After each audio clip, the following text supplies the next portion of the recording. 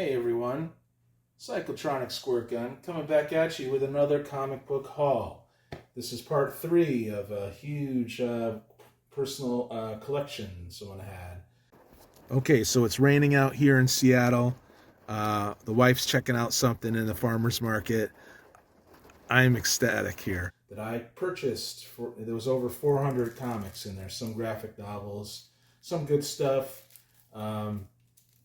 I would say about 30% of it maybe was dollar bin stuff, but dollar bin stuff that I would actually get.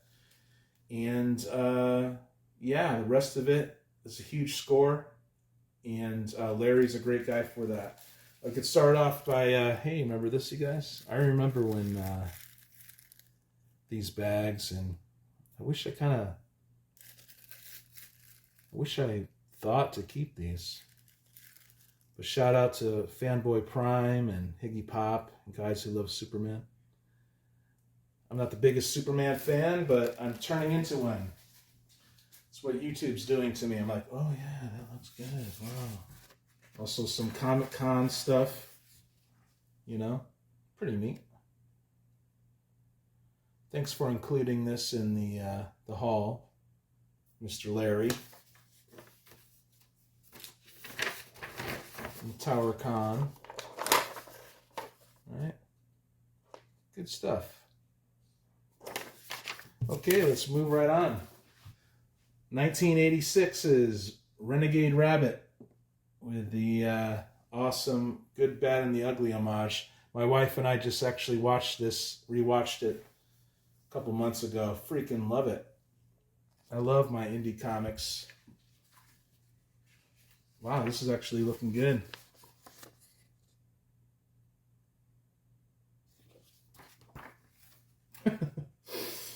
Pretty freaking good, actually.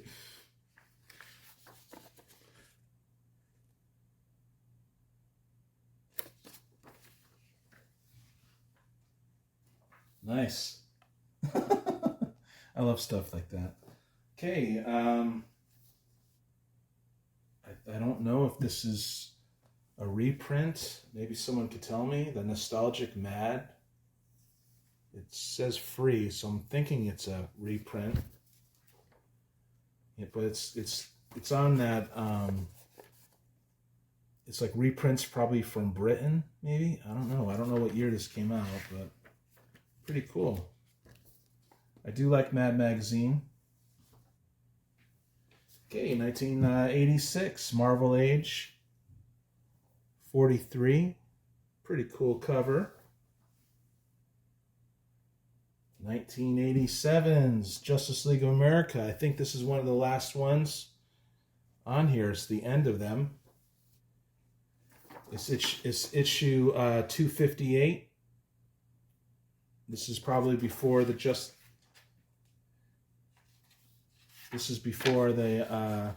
Justice League International, which I collect. So yeah, cool. Very, very cool. 59. Okay, it's the Legends. So maybe that's the last one. I don't know. But here's Legends #1. I think that's Byrne does the art on this. I remember this, actually. I liked it. I don't think I was like, yeah, but I think I liked it. I wonder how I'll like it now.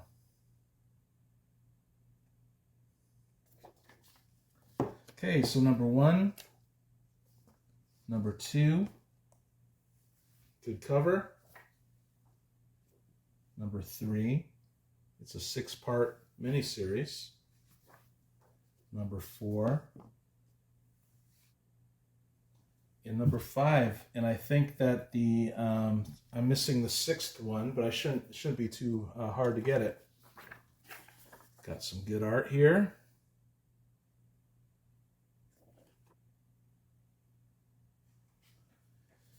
Okay, The Shadow #12.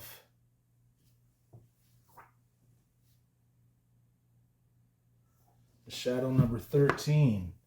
These came out, and I think, yeah,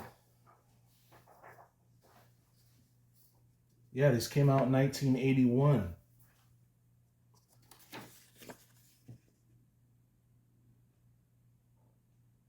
That's what that looks like. Okay, here's 15. 16. I never read the shadow before.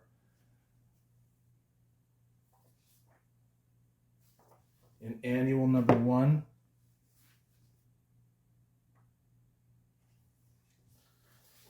Joe Orlando does the art. I like it.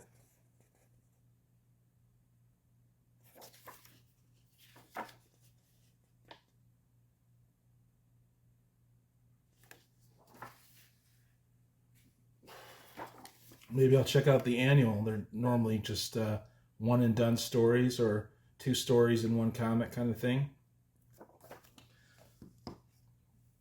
Okay. 1975, The Man-Thing. Issue 18. Chaos on the Campus. Cool, I think this is Jim Mooney. The first page they normally made sure was decent back in the day. But I think this is very solid straight through. It's in a very good condition.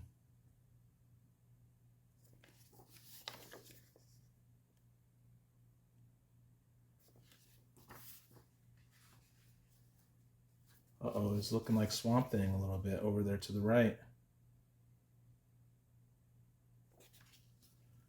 So that's 18. I think that's volume 1. Here's 1980. Man-Thing number 2. Pretty cool. I think Jim Mooney's still doing the art on this. That's awesome.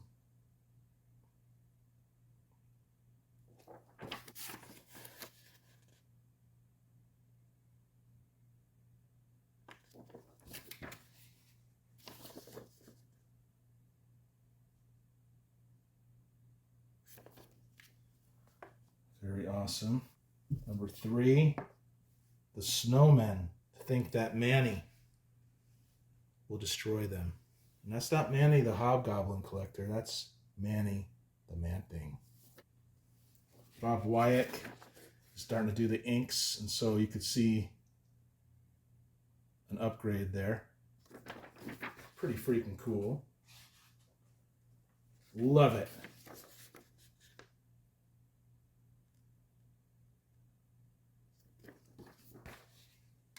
So it's number 3, and it's the direct, and this is the newsstand, number 3. I like to keep both when I see them. Sometimes I give them away. Okay, I finally have this one. Green Arrow, number 1. Mike Grell writes that, and I plan on reading this one. And Ed Hannigan does the pencil work. And this is 1988. It's got that 80s indie feel that I love to read. And I'm looking forward to it. Haven't read much of Oliver Queen, but that's the way to do it, right? With Mike Grell at the creative helm, along with Ed Hannigan. Here's number 2.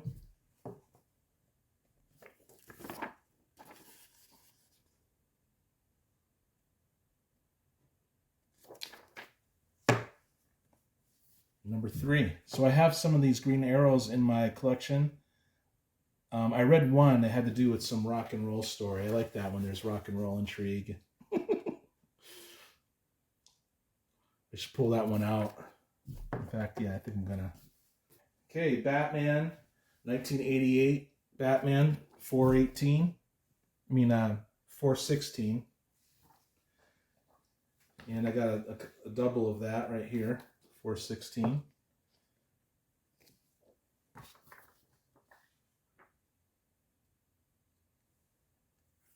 Look at that, cool.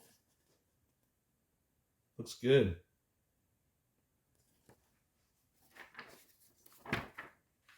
Yep, this is the Jim Starlin wrote this. Jim Aparo did the art. You know, that's one thing about DC. They put their good creators on their main guy. Don't know why Marvel doesn't do that. Marvel should have been like DC, and it's almost like too late now, even though it's never too late. But that's one thing. People are tired of Batman, but they always find the good talent and they put them on Batman. Even when there was a corporate takeover of Warner Brothers or whatever. Okay, this is Batman 10 Nights of the Beast, right? I'm going to read this, part 1. I should just cue that up on my reading list. I'm sure PZ was talking about this one recently.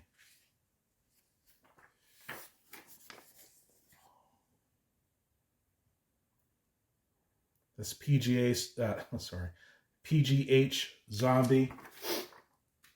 Great YouTube channel. Oh, I already brought him up last channel. Never mind. He's a huge Batman fan, and I've had friends who are huge Batman fans, and I have become one over the last 10 years. 418.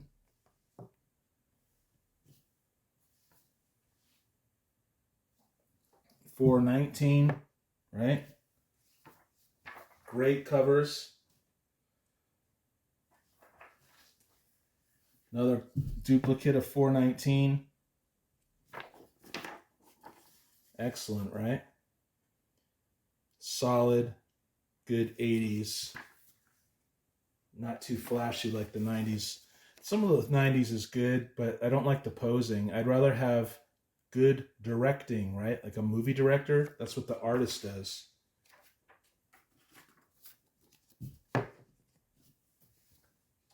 Well, I guess that's not true. The writer sometimes can direct the artist.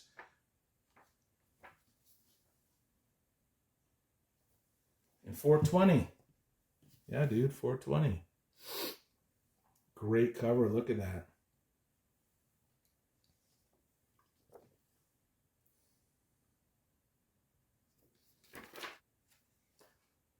Yeah, DC always showed Batman respect for the most part.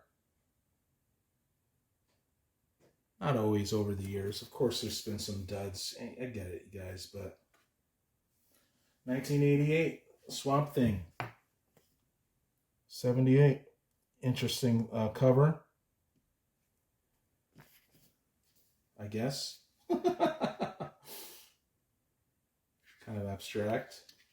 Tom Mandrake on the art. I like him. Looks weird.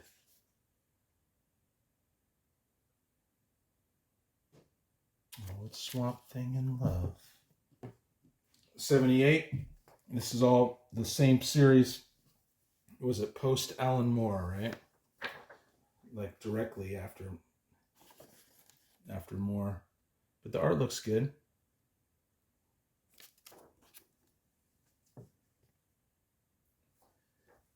Swamp Thing 81. Wow, look at that. Pretty good art.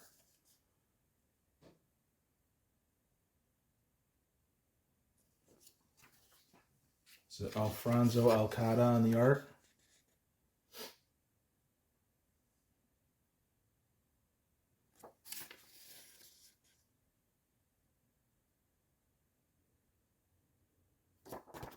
What do you guys think? Do you like Swamp Thing?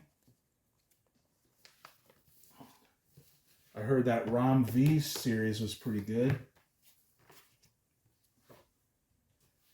Oh, here's 162. Another Millar and Hester. That seems like a really good team. I wonder how this was. Looks pretty good. Wow.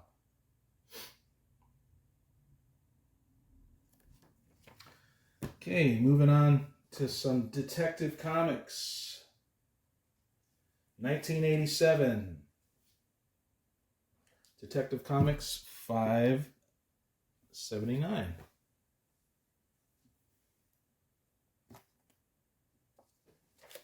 It's the awesome Batman artist, Breyfogle, which you always don't really hear about.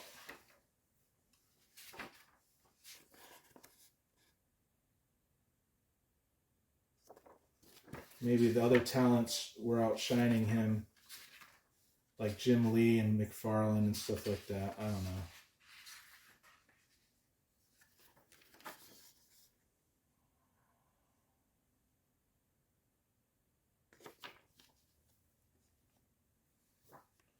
Okay, 580. Great cover. Two-Face. Awesome. I want to open that.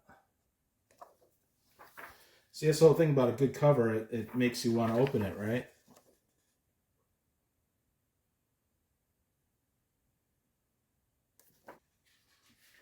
Says Jim Belkey. I don't know. Does the art. I'm not a walking encyclopedia of Batman artists, but maybe someday I will be.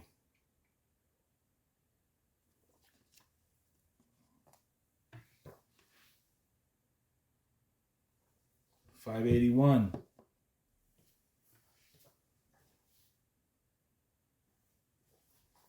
$582. $574. Beautiful. Neary does the art.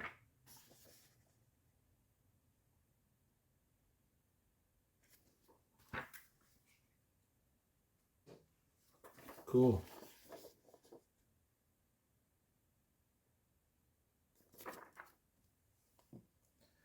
Okay, and I thought I'd save, these. So the 575, right? Pretty cool.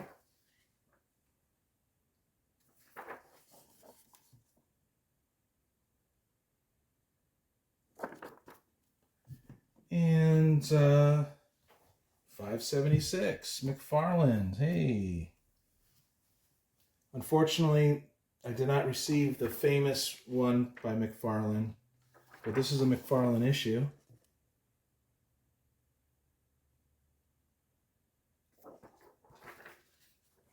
And I appreciate it. I like it. Todd McFarlane. These were in dollar bins even when McFarlane was popular for a while, until maybe recently. Maybe the last 5-10 years. I don't know. Hey, and I got the newsstand of it too. Pretty cool, right? And here's 577. So yeah.